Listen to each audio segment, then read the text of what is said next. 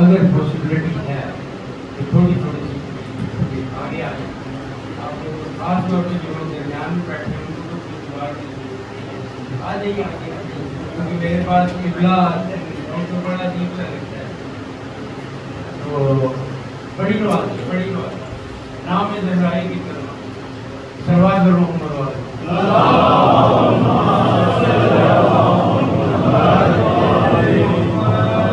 ایک مرتبہ پھر اسی طرح ٹھنڈی ٹھنڈی سے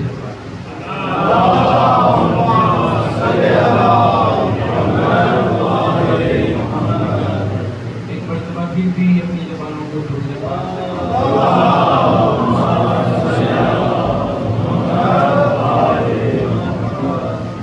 ایسے تو آپ بھائی کی بات پڑھنا میرے لیے مشکل ہو رہا ہے کہ استاد محترم نے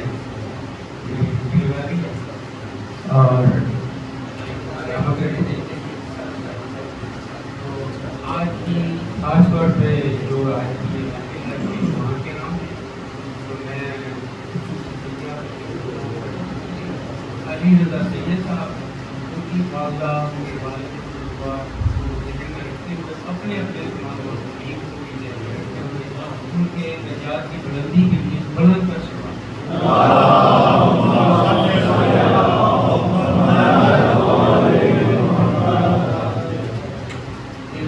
پڑھنے کا اور اتنا انتظار یہ جو بھی انعام ہمارے پاس جو انتظار رہے اس میں سب سے بڑا جو نقصان ہوا ہے وہ جناب ابو طالب. لہٰذا میں جناب ابو طالب کے شان میں اشارہ کرتا ہوں. سلوات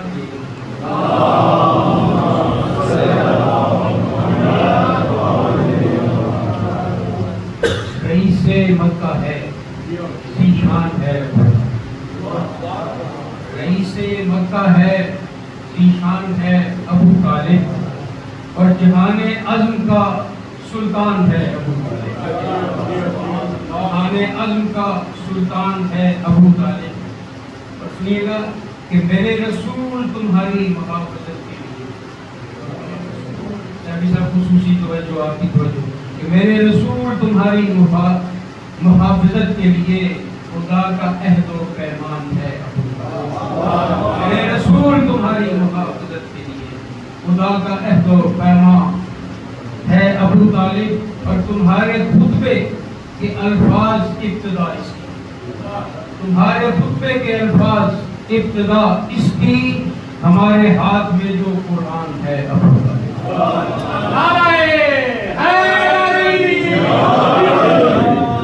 تمہارے خطبے کے الفاظ ابتدا اس کی ہمارے ہاتھ میں جو قرآن ہے ابو طالب. وہ جس کے دم سے پہچان ہے مومنوں مشرک وہ جس کے دم سے پہچان ہے مومن و مشرک خدا کے فضل سے وہ میزان ہے ابو طالب. خدا کے فضل سے وہ میزان ہے ابو طالب.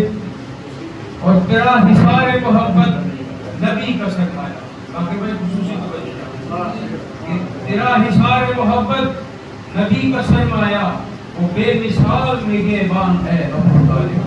وہ بے مثال نگہبان ہے ابو طالب. اور سلا کے خصوصی آپ تمام کی توجہ اس شعر میں سمجھوں گا کہ میری محنت کامیاب ہوگی. تیرا حصار محبت ہے نبی کا سرمایہ تیرا حصار محبت ہے نبی کا سرمایہ وہ بے مثال نگہبان ہے ابو طالب. اور سلا کے اپنے بھتیجے کو جاگتے رہنا سلا کے اپنے بھتیجے کو جاگتے رہنا نبی پہ کتنا مہربان ہے ابو طالب. سلا کے اپنے بھتیجے کو جاگتے رہنا.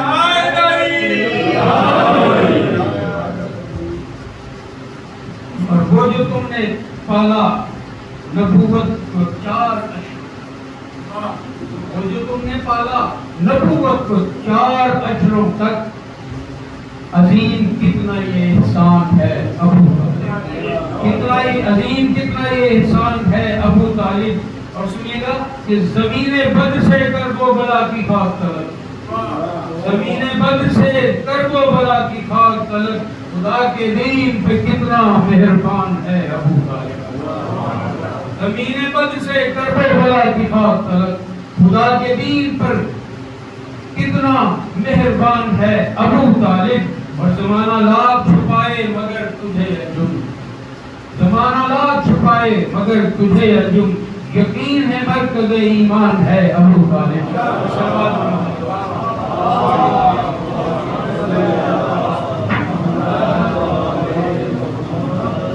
شکریہ جناب۔ اب میں دعوت خطاب دینے جا رہا ہوں ہمارے انتہائی واجب الاحترام مہمان جو پاکستان سے تشریف لائے ہیں، اسلام المسلمین جناب زینب عباس صاحب جو ہیں وہ رونق افروز میں پر ہو کر اپنے بیان عالی سے آپ کے قلوب و اذہان کو مؤثر فرمائیں گے، جس طرح کہ انتظامیہ نے طے کیا ہے کہ آغا جی کا وقت جو ہے بیان کا وہ 20 منٹ ہے، 5 منٹ پھر یا رسول اللہ یا علی زندہ باد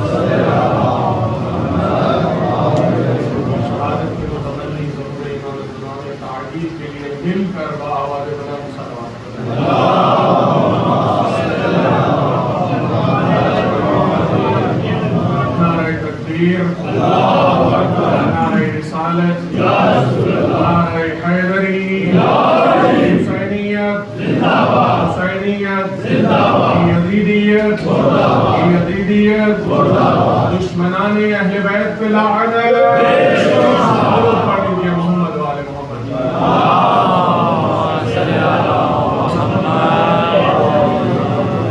اعوذ باللہ من الشیطان الرجیم، بسم اللہ الرحمن الرحیم، الحمد للہ رب العالمین، الحمد للہ الذی لا یبلغ مدحتہ القائلون، الحمد للہ الذی جعلنا من المتمسکین بالولایۃ امیر المؤمنین علی بن ابی طالب، الحمد للہ الذی جعلنا من الباقین فی عزاء الحسین علیہ السلام، والصلاة والسلام علی مولانا ومولا الثقلین جد الحسن والحسین ابی القاسم محمد،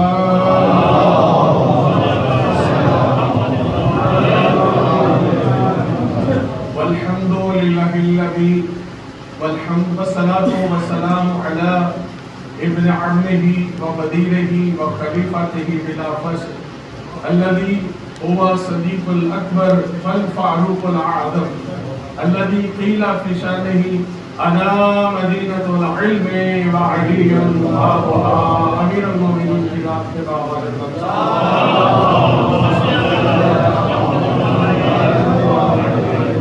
والصلاة والسلام على سيدة الجليلة المظلومة المظلومة المحرومة عن حق ميراث أبيها التي قالت صبت علي مصائب لو أنها صبت على الأيام سرنا لياليا، التي هي سيدة نساء العالمين، التي قيل في شأنها الفاطمة بضعة مني شهادي كذا قيادة كساب باوة بلد صلوات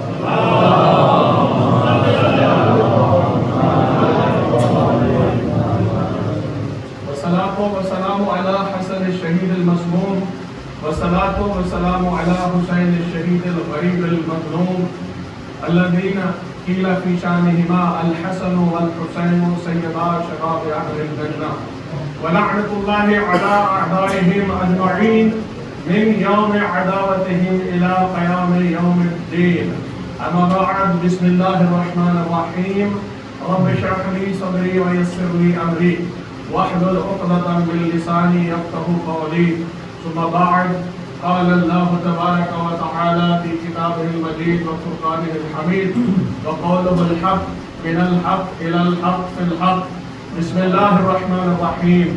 إن الله لا يغير ما بقوم حتى يغيروا ما بأنفسهم. صلوات پڑھیے.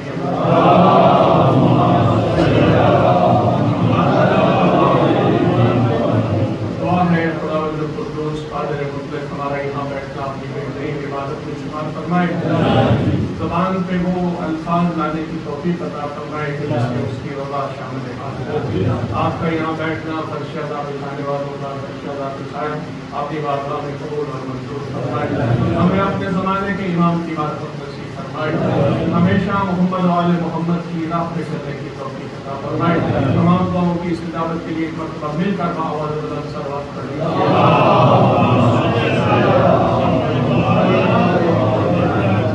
میری خوش قسمتی ہے کہ میں اس وقت یورپ کے دل میں اور آپ مومنین کی زیارت کے ساتھ مل کر محمد والے محمد کی بارگاہ میں اپنی حاضری لگوا رہے ہیں. وہاں پہ میرے لیے تھوڑی سی ہچکچاہٹ یہ بھی ہے کہ میرے استاد محترم جی قبلہ میرے سامنے موجود ہیں اور مومنین یقیناً جب استاد کے سامنے گفتگو کی جاتی ہے تو بڑی تسلی اور تشفی کے ساتھ بات ہوتی ہے. لہذا میری حوصلہ افزائی کے لیے میں آپ سے گزارش کروں گا آواز بلند صلوات پڑھیں.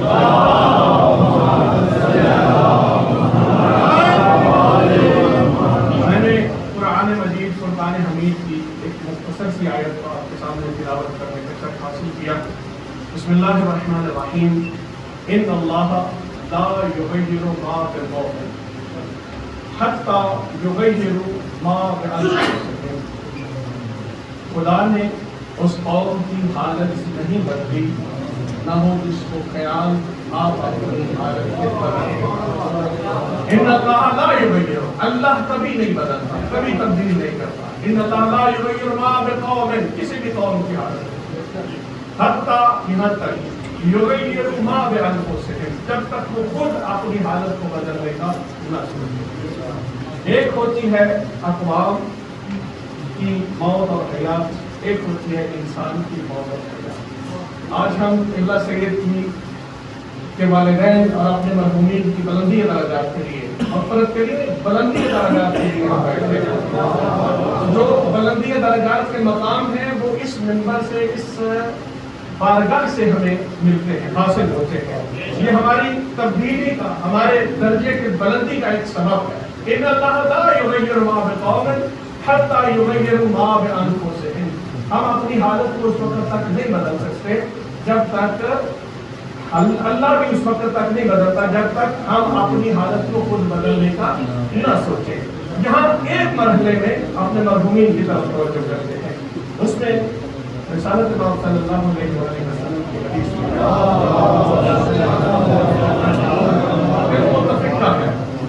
اذا مات ابن آدم، جب بنی آدم میں سے کوئی موت ہو جاتی ہے، چلا جاتا ہے، دنیا چھوڑ دیتا ہے، اگلے جہاں کی طرف منتقل ہو جاتا ہے.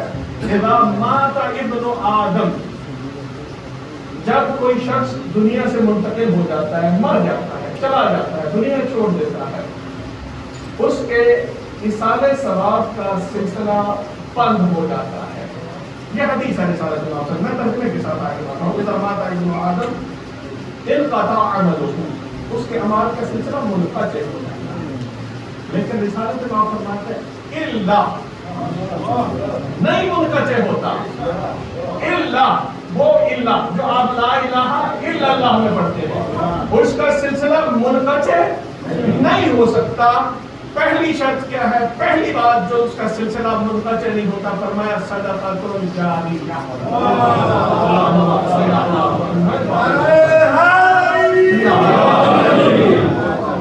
پہلی بات اس کا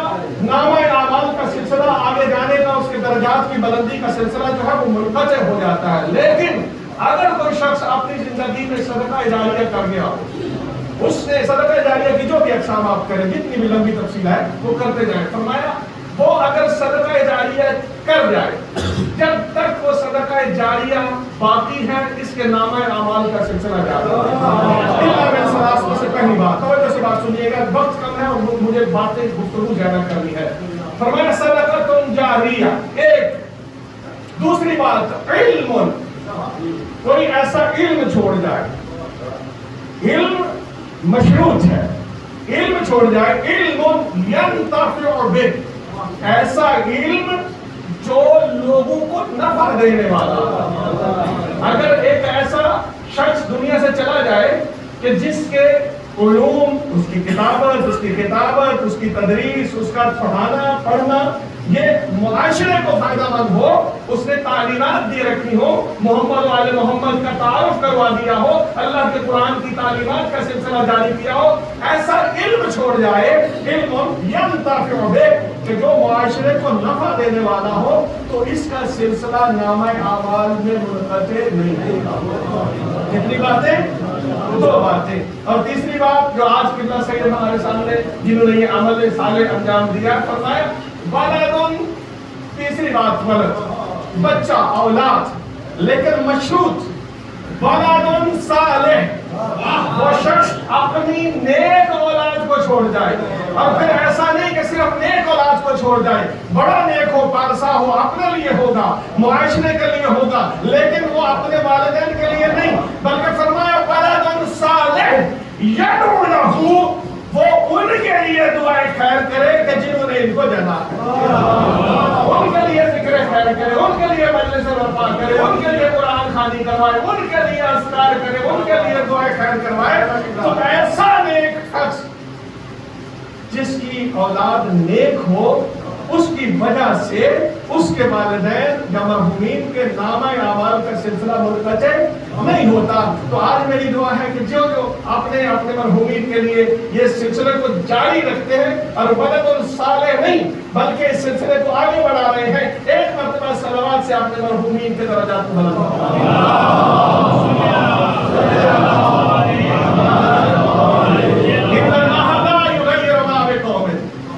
تو وہ قوم اپنی حالت جب تک بدلنے کا نہ سوچے، اس وقت تک وہ قوم کی حالت اللہ بھی نہیں بدلتا. اب قوم ایک منزل سے دوسری منزل، دوسری منزل سے تیسری منزل، بے نہیں. اس طرح ایک انسان جب بچہ ہوتا ہے، پیدا ہوتا ہے، پھر بچے سے پھر لڑکپن، جوانی، بڑھاپا، پھر موت. آپ مجھ سے بہتر جانتے ہیں، اگر ڈاکٹر موجود ہیں زیادہ بہتر جانتے ہیں، معاشرے کی اندر موجود افراد بہتر جانتے ہیں. لیکن میری بات اللہ کے قرآن کی اس آیت کی روشنی میں، یہ انسان کی موت نہیں، کیونکہ قوم بنتی ہے افراد کے مجموعے سے. فرد افراد کا مجموعہ جو بنتا ہے، یہ کیا ہوتا ہے؟ یہ قوم ہوتی ہے. اور قوم جب بننا ہوتی ہے تو قوم کے لیے چند چیزیں علماء نے بنیادی قرار دی ہیں. قبلہ استاد محترم کی صحبت میں یہ بات کر رہا ہوں کہ قوم بننے کے لیے چند چیزیں بنیادی ہیں، اور میں سب سے بنیادی چیز یہ ہے کہ علم ہو اس قوم کے پاس. اگر کسی قوم کے پاس علم آ جائے، یہ پہلی چیز ہے، تو وہ قوم ترقی کی جانب اپنے آپ کو لے جانا شروع کر دیتی ہے. اگر اسی علم کے اوپر عمل ہونا شروع ہو جائے تو وہ ایک منزل اور بڑھ جاتی ہے. لیکن علم کے ساتھ عمل ہو جائے، عمل کے ساتھ پھر اس قوم کے اندر اتحاد اور وحدت آ جائے، دنیا کی ساری قومیں مل کر اس قوم کو مٹانا چاہے، اس کا بال بھی بٹانا چاہے. لیکن توجہ سے سنیے گا، لیکن اگر اس کے برعکس ہو جائے، علم کی جگہ جہالت آ جائے، عمل کی جگہ بدعملی آ جائے، اتحاد و وحدت کی جگہ نفاق آ جائے، عیاشی آ جائے، بدماشی آ جائے، یہ ساری چیزیں مل جائیں، آپ کسی کو کچھ کرنے کی ضرورت نہیں. وہ قوم خود تباہی اور بربادی کی منزلوں میں گر جاتی ہے. لیکن الحمدللہ یہ قوم جو میرے سامنے اس وقت موجود ہے، یہ مانتی ہی ان کو ہے کہ جو مدینہ العلم بھی ہے، باب مدینہ العلم بھی ہے.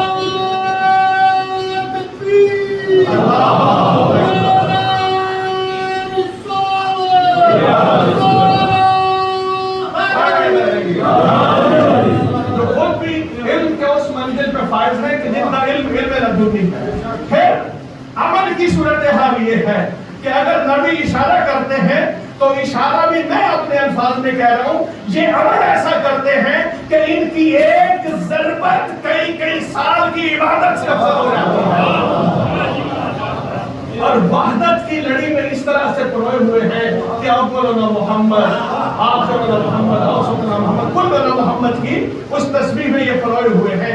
हम तो उस कौम, वो कौम है कि जो उनको मानने वाली है। तो जब इस कौम के अफराद उनको मानने वाले हैं कि जो आला तरीन मनसब पे फायज है, जो बुलंद तरीन मनसब पे फायज है, अगर उस कौम का कोई फर्द अपने अंदर इल्म की जगह पे जहालत को जगह दे दे तो वो इस दर का पैरोकार कहलवाने का हकदार नहीं है। अमल की जगह पे माना अमली अगर उसके अंदर आ जाए तो वो इस कौम का हिस्सा नहीं है। अगर कोई निफाक की बात करे, वहदत को तोड़ने की बात करे तो वो इस कौम का हिस्सा नहीं है। लिहाजा बनने के लिए, कौम बनने के लिए इल्म पे अमल, अमल के साथ साथ वहदत, जब ये चीजें आ जाएंगी फिर अल्लाह हमारी मदद करेगा, अल्लाह हमारी नुसरत करेगा। और अल्लाह ने नुसरत की भी, मदद की भी, और खुदा की नुसरत और मदद हमेशा शामिल हाल होती है। आज देखें, आप कल में यारों में बैठे हैं, कोई इंग्लैंड से आया, कोई फ्रांस से आया, कोई बेल्जियम से, कोई जर्मनी से, मुख्तलिफ अदवार से आए। ये कहाँ से आए हैं? क्योंकि इनको एक ऐसी चीज लेके आई है, एक ऐसा सबक लेके आया है, एक ऐसी मोहब्बत लेके आई है, एक ऐसी मवद्दत ने जमा किया है, एक ऐसी बिला ने जमा किया है कि जो आम चीजें नहीं है, बल्कि वो उस मकाम पर फायद है कि अगर दीन की बुनियाद करार दिया जाए तो उनमें सबसे अफजल चीज जो है वो विलायत अगर नमाज, रोजा, हज और ज़कात के बाद बात की जाए तो वो ऐसी चीज है कि जिनमें इनको इज्तिमा किए मिला है, इनको वो फख्र है, ये इफ्तिखार की उस मंजिल पे फायद है कि जब ये इस पे अमल करते हैं तो इनके दिल के साथ इनका दामन भी खुश हो जाता है, इनकी जुबान भी खुश हो जाती है, इनका बदन भी खुश हो जाता है। लेकिन अगर कहीं पे इनके मसाइब का जिक्र होता है ये मखलूक नजर आते हैं। ये चूंकि उससे मुंसलिक है, ये मरबूत है, ये उनसे जुड़े हुए हैं, तो जब ये उस तरफ ले जाते हैं अपने आप को तो खुदा इनकी हालत को बदलने का खुद मुआविन और मददगार है। लिहाजा हम जब इन मनाबर पे आते हैं, इन मसाजिद के अंदर आते हैं तो फिर हमारी जिंदगी उस जिसके अयाम, जिनके अयाम हम बनाते हैं उसके मुताबिक गुजरती है। लेकिन अगर ना गुजरे तो फिर करबला के मैदान में जाने से पहले भी वो खुतबा देके यही बयान फरमाते हैं कि हम देखते हैं कि अन्नास अबीदुद दुनिया, लोग दुनिया के गुलाम बन गए और इनकी ज़बान पर दीन की बात फकत उतनी होती है कि जितनी इनके रोजगार के लिए उसमें सहूलत होती है। वरना इमाम हुसैन फरमाते हैं, वरना ये हमारी तरफ नहीं लौट के आते। लेकिन अल्हम्दुलिल्लाह हमारा इफ्तिखार ये है कि हम जिस मकसद से ताल्लुक रखते हैं, हम जिस दीन के ताल्लुकार हैं, उसने हमें एक एक लम्हे पे इस जानब जाने की तबलीग की है, रुझान दिलाया है, तवज्जो दिलाई है। बल्कि मैं एक हदीस पढ़ता हूँ, सब आप पढ़िए, मोहम्मद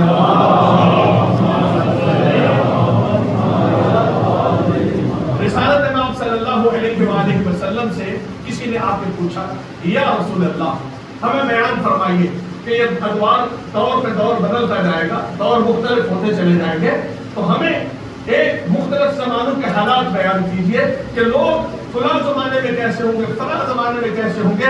तो रिसालत इमाम से जब ये सवाल हुआ तो आपने सहाबी मोहतरम से रसूल अकरम सल्लल्लाहु अलैहि वसल्लम ने इरशाद फरमाया सयअती ज़मानुन अला उम्मती, सयअती ज़मानुन अला उम्मती, एक वक्त मेरी उम्मत पर ऐसा आएगा।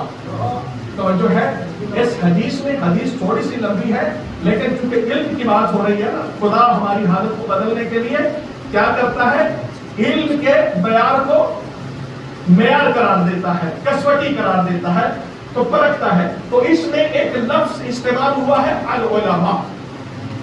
देखिए आप हमारे लिए भी उलमा का, उस्ताद मोहतरम के लिए भी आलम दीन का लफ्ज इस्तेमाल करते हैं, और दीगर बुजुर्गान जो हमारे मराकज़ के अंदर बैठे हुए हैं उनके लिए आलिम का लफ्ज इस्तेमाल करते हैं। ये हकीकी माने में उलमा नहीं, मैं मिंबर से बात कर रहा हूँ, اور یہ مجازی معنی میں آپ چونکہ ان کے پاس علم ہوتا ہے. حقیقی معنی العلماء کا، حقیقی مصداق العلماء کا کون ہے؟ وہ محمد و آل محمد جو العلماء کا حقیقی مصداق ہے.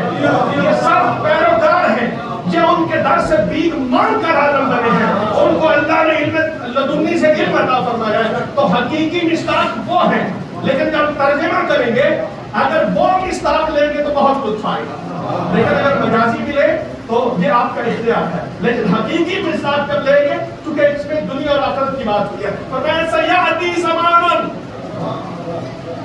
زمان علی امتی، میری امت پہ ایک ایسا دور آئے گا کہ میں سیاتی زمان علی امتی یفرون من العلماء، لوگ علماء سے دوری اختیار کریں گے. ترجمہ میں آپ کو بیان کر چکا ہوں. یفرون من العلماء، سیاتی زمان علی امتی یفرون من العلماء، کیسا علماء سے دوری اختیار کریں گے؟ کما تفر الغنم عن الذئب، جیسے بھیڑیے سے بھیڑ دور بھاگتی ہے، لوگ علماء سے العلماء سے اس طرح دوری اختیار کریں گے. اگر آپ علماء کا ترجمہ ان علماء کو لے لیں تب بھی ہو، لیکن جب حقیقی جو آگے اس کی نشانیاں بیان فرمائی ہیں وہ اہل بیت محمد سے فرار اور دوری ہے. فرمایا سیاتی زمان علی امتی یفرون من العلماء کما تفر الغنم عن الذئب. ان کان کذالک، اگر ایسا ہو جائے ابتلاهم اللہ بثلاثۃ اشیاء، اللہ پھر 3 بڑی مصیبتوں میں اس میری امت کو مبتلا کر دے گا. کتنی مصیبتوں میں؟ میں کیا کروں اس امت کا کہ یہ 3 بڑی مصیبتیں ان کو شروع دور سے ملی ہوئی ہیں. لیکن میرے رسول نے اس دور کے بارے میں فرمایا، کیا فرمایا؟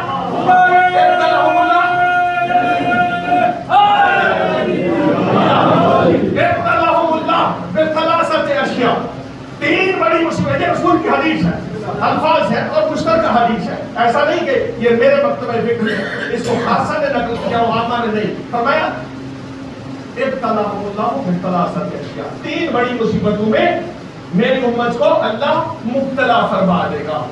الاول یرفع البرکہ من اموالہم، جو عربی سمجھتے ہیں بہت آسان الفاظ میں میرے رسول نے نشاندہی فرمائی. اگر اہل بیت سے دوری اختیار کرو گے سب سے پہلا نقصان ہوگا یرفع البرکہ من اموالہم، ان کے مال سے، دولت سے، سامان سے برکت کو اٹھا لیا جائے گا. اہل بیت سے دوری کا نتیجہ ہے.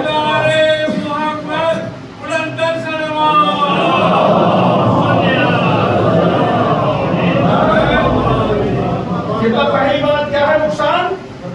یرفع البرکہ من اموالہم، ان کے مال سے برکت کو اٹھا لیا جائے گا. کیوں؟ وجہ کیا ہے؟ چونکہ ہم محمد و آل محمد کے بتائے ہوئے راستے پہ اپنے مال کو خرچ نہیں کریں گے. ہم اللہ کے بتائے ہوئے، قرآن کے بتائے ہوئے راستے پہ جب مال کو خرچ نہیں کریں گے، اپنی عیاشی اور اپنی مرضی سے ان کا حق ادا کیے بغیر خرچ کریں گے تو خدا اس مال سے برکت کو اٹھا لے گا. تفصیلات عرض نہیں کرنا، خود جا کے پڑھیے گا. فرمایا والثانی، دوسری بڑی مصیبت، سلط اللہ علیہم سلطانا جائرا. ابھی چودھری صاحب سے میری بات ہو رہی تھی، عالمی حالات پہ گفتگو کر رہے تھے، پاکستان کے حالات پہ گفتگو کر رہے تھے، تو میرے ذہن میں یہ بات آئی کہ میں یہاں جا کے یہ چیز بیان فرماؤں. دوسری بڑی مصیبت تو میرے رسول کی زبان سے ہے. پہلا مال کا برکت، مال سے برکت کا اٹھ جانا. دوسری والثانی سلط اللہ علیہم سلطانا جائرا. دوسری بڑی مصیبت یہ ہوگی اہل بیت محمد کے بعد سے دور ہونے کے نتیجے میں، ان کی تعلیمات سے دوری کے نتیجے میں جو دوسری بڑی مصیبت نازل ہوگی وہ یہ ہوگی کہ جابر حکمران آپ پہ نافذ ہو جائے گا. اور ہم تو شرق سے لے کر غرب تک، شمال سے لے کر جنوب تک عادل حکمرانوں کے ساتھ ہیں نا. ایسا ہی ہے نا، ہم تو عادل حکمرانوں کو مانتے ہیں. ماشاءاللہ ہماری زندگی نے سنوار دی ہے، سب کچھ بدلا کے رکھ دیا ہے، ہر بندے کو اپنا حق جو ہے وہ دیا جا رہا ہے. لیکن ہمیں اتنا یقین ہے کہ ایک دور آئے گا کہ جو اہل بیت محمد اور علماء کی صحبت اختیار کرنے والے ہیں، جو علماء سے نزدیک ہیں، اہل بیت سے نزدیک ہیں، ان کو ایک ایسا دور ملے گا کہ جب یہ دور ظلم و جور سے بنا ہوگا، خدا اس کو عدل و انصاف سے بھر دے گا۔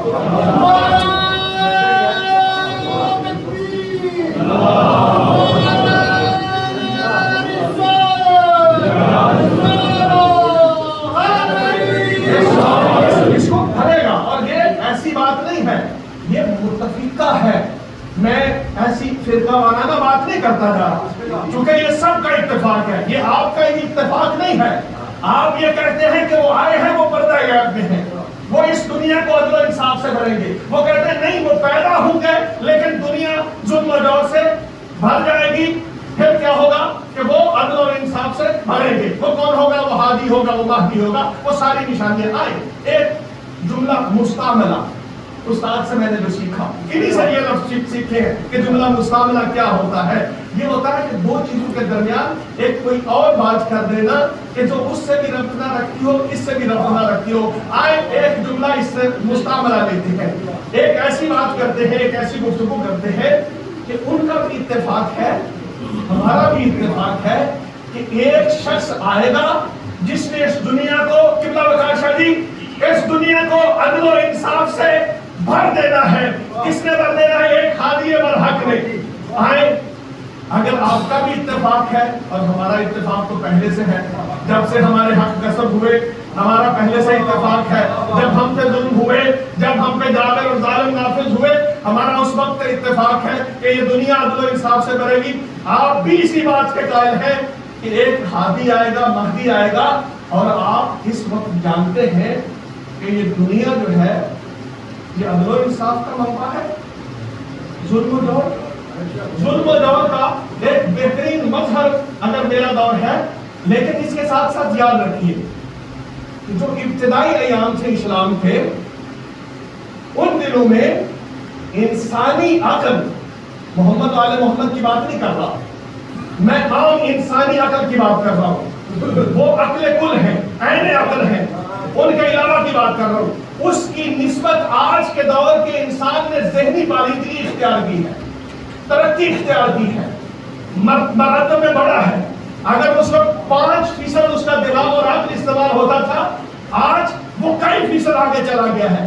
یعنی اس دور کی نسبت آج کا میرا انسان، آج کا بندہ بنی آدم، یہ کئی گنا زیادہ باشعور بھی ہے، بالغ بھی ہے، بالیدگی کی منزل پہ بھی فائز ہے۔ تو آج کے اس دور کے لوگوں کے اندر جب اتنا شعور ہے تو کیا یہ نہیں سمجھتے کہ یہ دنیا ظلم و بربریت کا ایک بہترین مظہر و آشکار ہے، بہترین نظارہ دکھا رہی ہے؟ تو آئے ان سب سے ایک مل کر بات کرتے ہیں، ہم بھی آپ کی تائید کرتے ہیں کہ آئے، آپ کا بھی اتفاق ہے، ہم بھی مانتے ہیں، عقلی طور پہ بھی باشعور ہو چکے ہیں، آئے اس مہدی کو کیوں نہ بنا لیں؟ توجہ ہے میری جانب، اس مہدی کو ہم، اس ہادی کو ہم مل کر کیوں نہ بنا لیں؟ میں ان مومنین کی بات نہیں کرتا، میں علماء کی بات کر رہا ہوں، میں صاحبان علم کی بات کر رہا ہوں، میں ان بزرگان کی بات کر رہا ہوں جو مفتیان ہیں، جو حدیث کے استاد ہیں، جو قرآن کی تعلیمات دینے والے ہیں۔ آئے، شیعوں سے بھی لے لو، اہل حدیث سے بھی لے لو، دیوبندی سے لے لو، بریلوی سے لے لو، سب جتنے مکاتب ہیں سب سے لے لو، اور اسلام کا چونکہ بنیادی نظریہ ہے کہ اس ہادی نے اس دنیا کو عدل و انصاف سے بھر دینا ہے۔ ہم تھک گئے ہیں کہ یہ دنیا اس وقت ظلم و جور سے بھر چکی ہے، آؤ مل کر ایک ہادی اور مہدی کو بنا لیتے ہیں۔ تو جواب آئے گا چودھری صاحب، یہ آپ نے علم دین تو حاصل کر لیا، لیکن منبر میں بیٹھ کے ایسی باتیں نہ کرو۔ تو وہ ہادی بنانا ہمارا کام نہیں ہے، وہ مہدی بنانا ہمارا کام نہیں ہے۔ کیوں آپ کا کام نہیں ہے؟ آپ تو صاحب علم ہیں، آپ تو قرآن کا درس دیتے ہیں، آپ حدیث کا درس دیتے ہیں، آپ تعلیمات قرآن کو پھیلاتے ہیں، تو پھر وہ کام کس کا ہے؟ نہیں، یہ کام اللہ کا ہے، یہ ہمارا کام نہیں ہے، یہ اللہ نے بنانا ہے۔ تو میں کہوں گا اگر آج یہ کام اللہ کا ہے تو 1400 سال پہلے بھی یہ کام اللہ کا تھا۔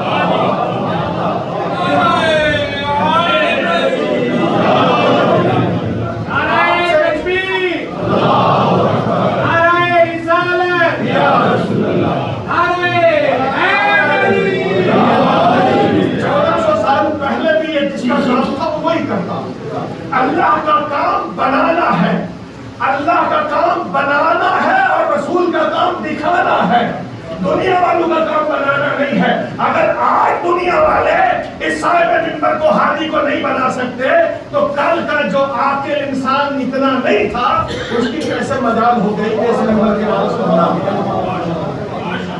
تو کیا صلی اللہ، یہ مصیبت کیا ہے؟ یہ مصیبت اسی وجہ سے ہے صلی اللہ علیہ سلطانن جاہرہ، کہ وہ جابر حکمران اہل بیت سے دوری کے نتیجے میں جابر حکمران جو ہے وہ نافذ ہو جاتے ہیں، اور پھر یہ بڑا نقصان یرفع البرکہ من اموالہم، مال سے برکت کا اس کا بڑی مصیبت۔ سلطان جابر ظالم بادشاہ کا نافذ ہو جانا یہ بڑی مصیبت، لیکن تیسری بڑی مصیبت ان دونوں مصیبتوں سے بڑی ہے۔ رسالت کے بعد میں فرمایا والثالث، تیسری مصیبت جو ہے وہ ہے اذا یخرجون من الدنیا بلا ایمان، جب دنیا سے جائیں گے تو بے ایمانی کی موت مارے گا۔ اہل بیت سے دوری کا نتیجہ کیا ہے؟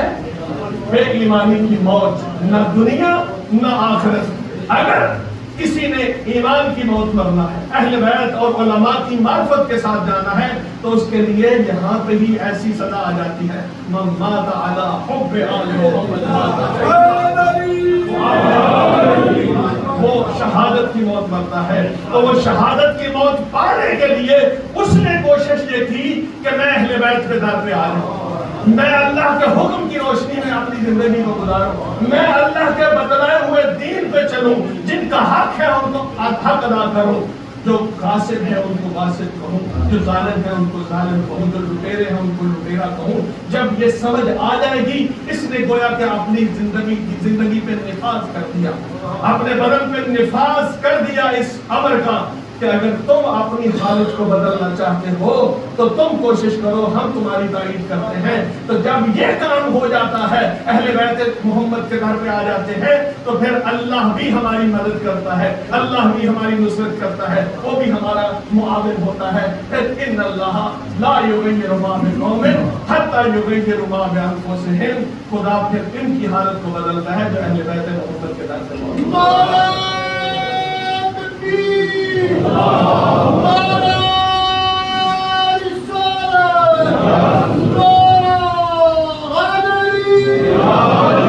لیکن جو اس در سے دور ہو جاتے ہیں، جنہوں نے اس در کی معرفت حاصل نہیں کی، انہوں نے بڑے ظلم کیے محمد واجب محمد پر۔ علماء اکثر بیان کرتے ہیں کہ اتنے ظلم انبیاء کے بیٹوں پہ نہیں ہوئے جتنے آل محمد کی بیٹی پہ۔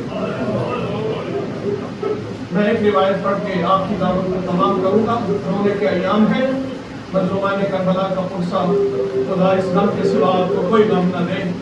ایک صحابی ہے جس کا نام ہے سہیل، یہ وطیرہ تھا اس کا، مختلف کتابوں نے اس کے خود اس کی روایت جو ہے مسائل کے اندر نقل کی ہے کہ یہ ہر سال حج بیت اللہ، پھر مدینہ الرسول اور اس کے بعد قبلہ اول کی زیارت کے لیے اپنا سفر جاری کرتا تھا۔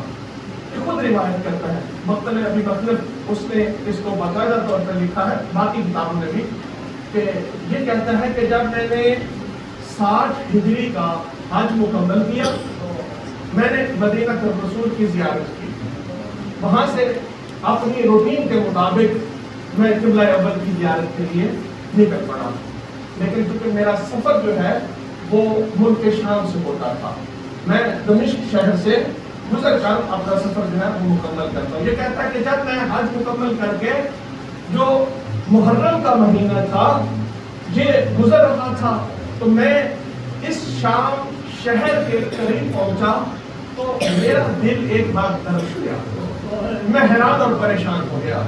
پھر میں آگے اپنے قافلے کو بڑھاتا گیا، مجھے عجیب سی میرے دل پہ کیفیت ہے، صحابی رسول ہے، سہیل نام ہے، کہتا ہے کہ میں ایک ایسے دروازے پہ پہنچا جس دروازے کا خصوصی اہتمام سے اس دروازے کو سجایا گیا تھا۔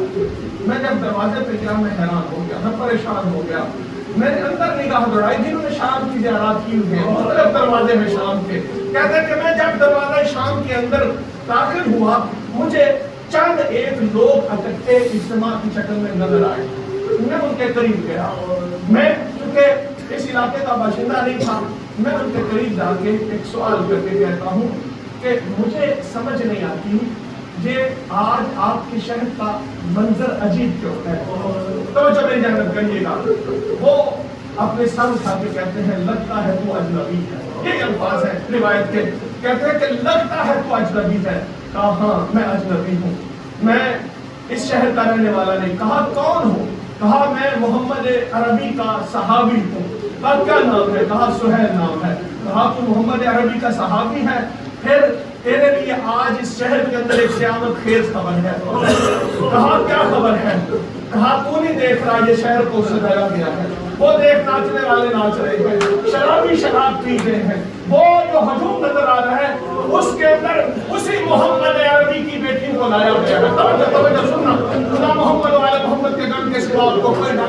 اس نے یہ خود نقل کرتا ہے کہ جب میں نے اس ہجوم کی اور چند لوگوں کی یہ بات سنی, میرے ساتھ سے امامہ اترا, میرا امامہ میرے قدموں میں گرا.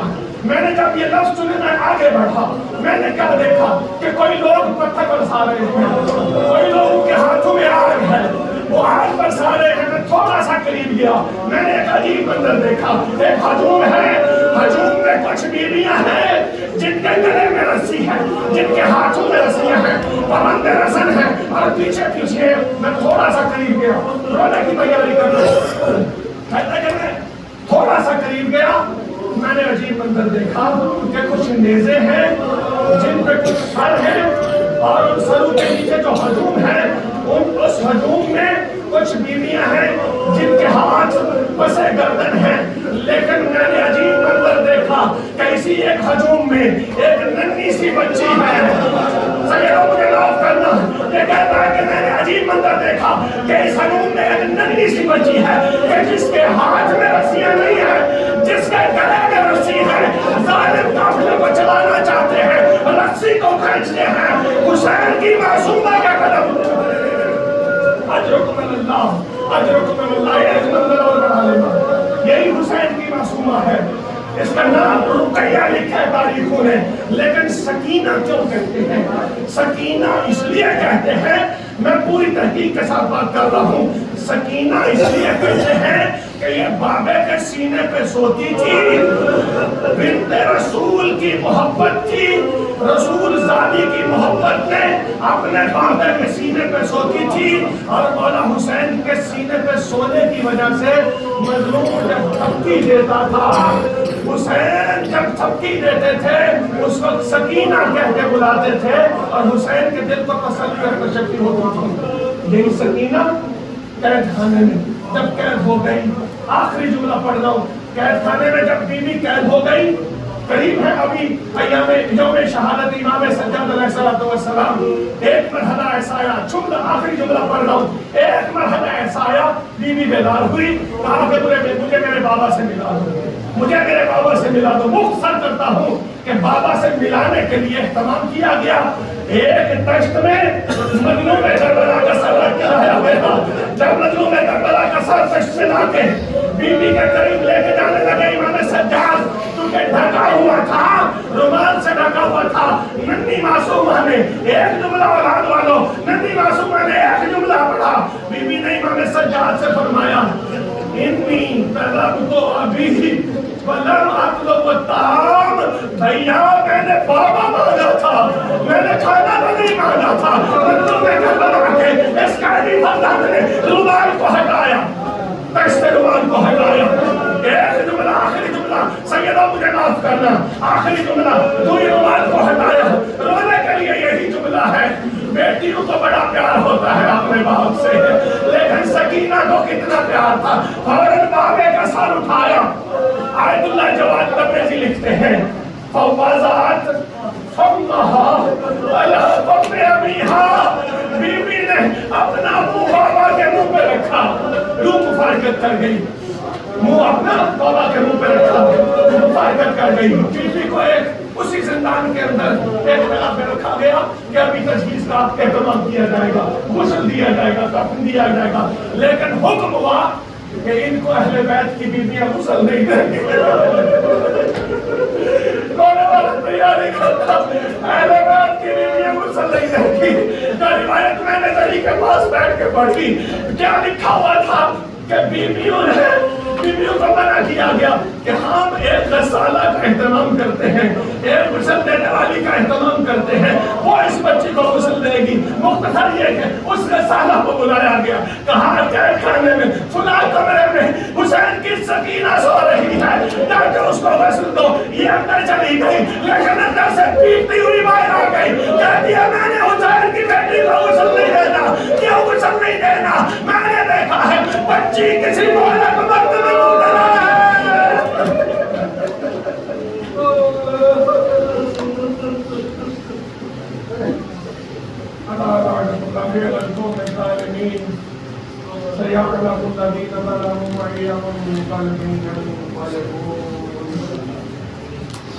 اللهم صل على محمد